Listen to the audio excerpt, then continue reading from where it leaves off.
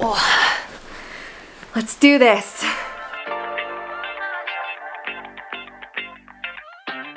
Hey guys, I am Sam and I am the creator over at House Plus Plant on Instagram and on TikTok and then here on YouTube. Thank you so much for being here. Today I'm just going to do a little Q&A. So I ask my followers on Instagram every day in stories to ask me their plant questions. I help them with their plant problems and all those things. And so I was just going to do that here for you guys and just answer some of the questions that they had. So if you're not following me on Instagram yet, run over there, hit follow, and you guys can ask me your questions and stories too. So today, I'm just going to go over some of the questions I've been asked over on Instagram. And I love doing this. It is such a fun thing. And I love to kind of communicate back and forth with you guys like that. Like I like to hear your actual real life issues, not just trying to like put my issues on you guys of like problems I'm having with my plants and stuff. I like to help you guys with your problems as well. So we're just going to go through and do a few questions here so you guys can get a little taste of what it's like over on Instagram. Also, it is such a gray, cold day out today, and I just never want to leave this room. I love this room so much. Okay, let's see here. So I get quite a few questions, so they look like that. So I just go through and I answer as many as I can. I mean, I could spend all day doing this, but I don't. I have other things I have to do too, but I love to do this, so I do make it a priority. Okay, this one is tips on potting Silver Lady Scindapsus from sphagnum moss to soil and the best soil type. So I love to propagate in moss. I feel like it is way easier to go from moss to soil than it is to go from water to soil. So I even say if you have something rooting in water, to just go to moss for a month or so, or even to perlite for a month or so until you get some new roots growing in that new medium. And then you can transfer it to the soil and you'll just have a much easier time. So I would go from the moss to the soil. Make sure your soil is very chunky. I love Soul Soil's houseplant mix. I will link it below. It is my most favorite for every single houseplant. It works well on everything. And so I would put it in that and I would keep it a little bit more on the damp side. The thing with Soul Soils that's nice is that you can water pretty much as often as you want, and the soil is so airy and it has so many air pockets that the roots aren't going to get root rot. They're just going to kind of be able to draw the oxygen whenever they need it. So I prefer that soil, and I would just keep it a little bit more on the damp side after you've gone from the moss to the soil. And you should be good. Just make sure it's in really good bright light. Okay, next one. How long does it typically take for a Hoya to grow roots in perlite? So this depends on the light that the Hoya is getting. It depends on the type of Hoya. It depends on the age, the maturity, how big the cutting was, how small the cutting was. Lots of different variables there. In my experience though, rooting them in perlite, I see roots within 2 weeks, for sure by 2 weeks. Sometimes I see them even within like a week. So I prefer to keep them in a nice humid environment as well when I'm rooting them. So I'll either pop them in my greenhouse cabinet or in a cloche or something that will keep the humidity high around the cutting, and that will help it grow roots faster too. Okay, more light equals more variegation or just the genes of the plant? This is a very good question, and I don't know the true scientific answer. I've done some research about this, and in my research, I have found that it's kind of both. So the majority of the variegation is obviously going to be the genes of the plant, but within that plant, you can bring out the variegation if it has the genes with brighter light. Now, I could be wrong. That is just in my research, my experience. So if you start with a plant that has, like, the genes are just very low variegation, like no matter how much light you give it, it's just not gonna get a ton.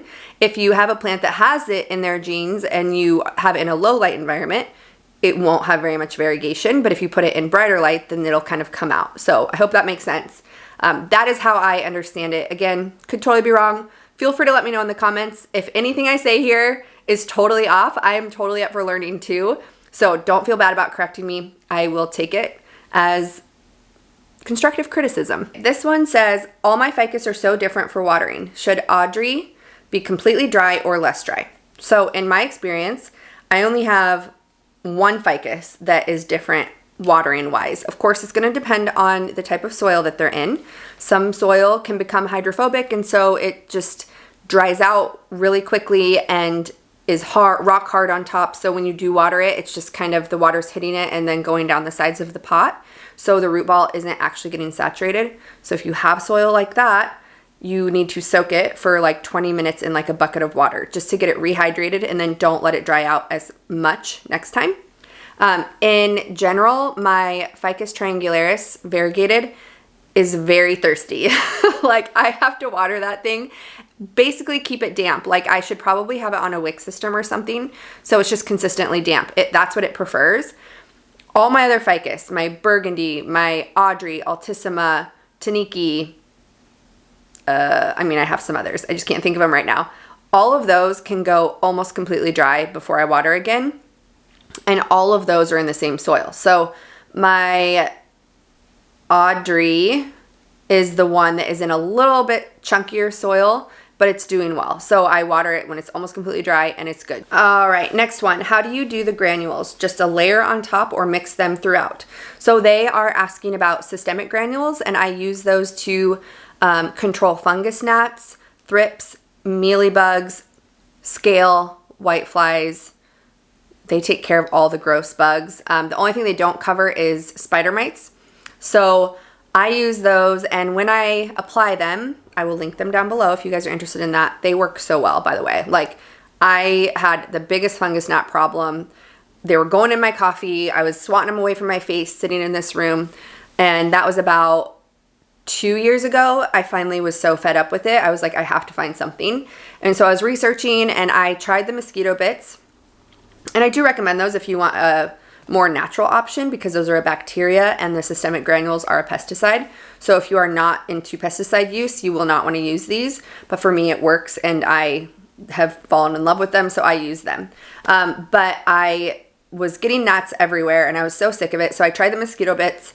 And with those mosquito bits, I felt like I had to water too often, which almost seemed like it was making the problem worse. Like you're supposed to water those in every week. And for a lot of my plants, that was just too frequent. Like I was not even needing to water the plant, but I wanted to get the mosquito bit tea on there. So I was doing it.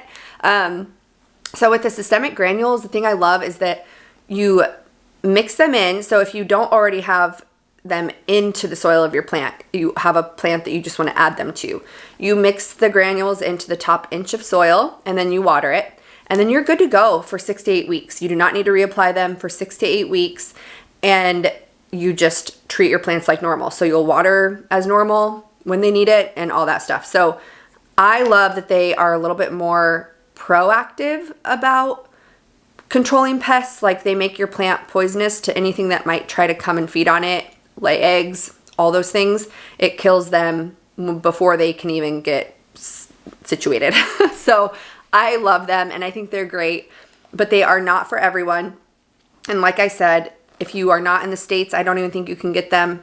I know that California has some restrictions as well as far as the size that you can order and things like that. So if you're interested in using them and you are able to get them, then I suggest it. Just give it a try, and I think you'll love them. Okay, if soil is hydrophobic in a small ficus, should I wait for spring to repot or do it now? So I've just kind of always said that I prefer to repot in the spring, because in the winter there's lower light levels, so it's harder for the plants to like recuperate from the stress of repotting. And when I say repot, I mean removing the soil and cleaning off the roots and putting it in completely fresh soil. I will pot up in the winter, which means just taking the plant and its root ball and everything, the original soil it's in and everything, and moving it to a little bit larger pot. I do that in the winter because that helps with the moisture retention so they don't dry out as quickly. So I will do that in the winter. I do prefer to pot up though, or to repot in the spring.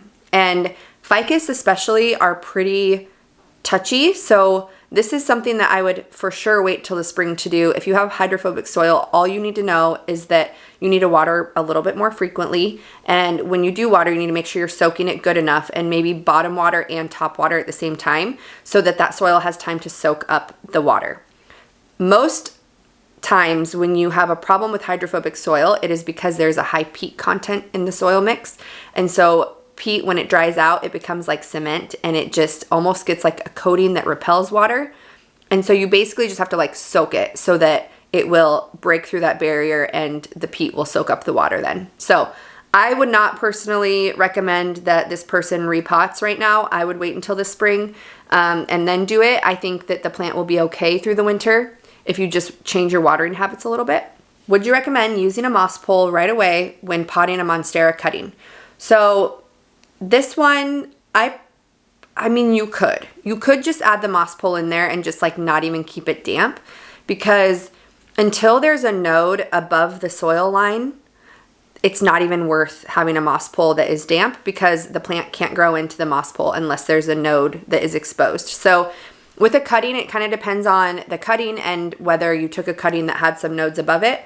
So in general though, it is important to start a moss pole when the plant is younger so that it can actually grow into the moss. If you take a mature established plant that has already kind of like passed by those aerial root nodes, then it's going to be harder to get those older nodes to grow into the moss, even if it's kept damp. So I do recommend getting the moss pole in there early, but there is such a thing as too early as far as like keeping it damp, because it's just not even worth the effort of making a moss pole damp if you don't even have the roots that can grow into it yet. So I would say yes, you can add it, but just unless there's a little node that you can like press against the damp moss, I would not try to keep it damp yet. I would just wait until it grows a little bit more, and you can still use the pole for support, but you don't need to actually try really hard to get it to grow into it yet until you get that node exposed above the soil line. Okay, next one. Ruby Cascade, new growth, much lighter, normal or a light issue? So this one I noticed with my Peperomia Ruby Cascade as well, which is actually hanging right there. It used to hang in my east window, and when it was right in the window, I noticed the leaves are starting to get a little bit yellow and fading. And so I moved it back. Now it's here, which is about 4 feet from a west window. And all of the new growth, which you can see, you can't even see the top, that part that's yellow, but all the new growth is darker green again. So I think that it can be a light issue if you feel like everything else is under control, like the watering and stuff. Try moving it back, and if that works, then you know your issue. If it doesn't work, then it could be a watering issue as well. Okay, so this one says, do you leave your humidifier on 24/7? So yes, my humidifier is the Homedics Total Comfort Deluxe, and it stays on, but it doesn't run unless the humidity drops below the percentage that I set it for. So I always have mine set for 50%. If it drops below that, it will kick on. Once it has reached that, it will shut off, and then it just kind of maintains until it needs to come on again. So that is how I do it, and I love that feature of my humidifier because I don't have to be here. All I really have to do is make sure that the tank is full, and I'm good to go. I will link that down below too if you guys want to check that one out. This one says, how the heck do I keep string of pearls alive? Okay, so I actually have a YouTube video about this, keeping my string of things happy, and I have a couple tricks. One is making sure that light is hitting the top of the pot, making sure they're not in too deep of a pot. Like squattier and wider is better for those plants than something that is deeper. And then I also will water the top inch or so of my string of plants before the rest has dried out, if that makes sense. So usually the bottom will still be damp and the top inch will be dry. And if that goes dry for too long before the rest has dried out, then you'll risk the roots up close, those really thin roots up there, dying. So I always make sure that I water that like when that first top inch or so is dry, but I don't soak the whole pot. So I just use my pump sprayer, and I'll link that below too. But I have a 1 gallon pump sprayer, so I'll just like spray the top to saturate just that top inch and then let it go. And then once the whole pot feels dry and light, the next time I will soak it completely. Okay, this one is, my Philodendron Pink Princess always gets stuck. Any advice? So a lot of times when philodendron are emerging, when the new leaves are emerging from the sheath, which is the protective covering around the new leaf, they will look like they're stuck, and actually sometimes they do get stuck and the stem will snap, which is a huge bummer.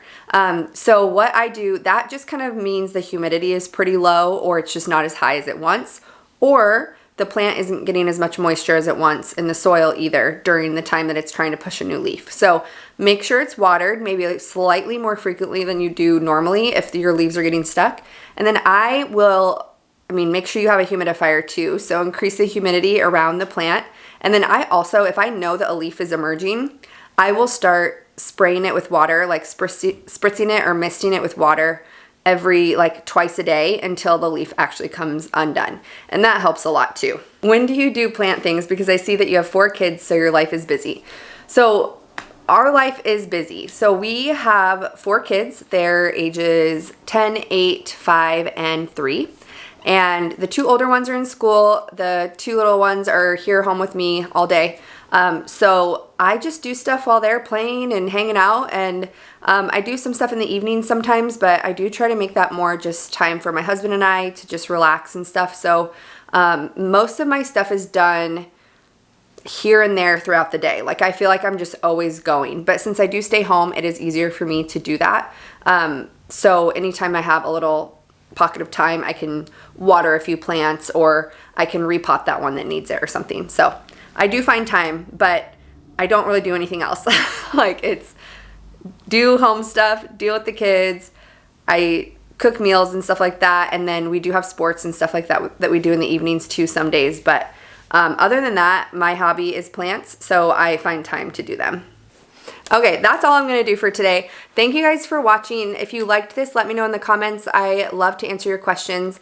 And make sure you go and follow over on Instagram so that you guys can be asking your questions over there too. And I will be doing more of these videos. I hope you guys have a good day. Make sure that you like this video and subscribe, and I will see you guys later.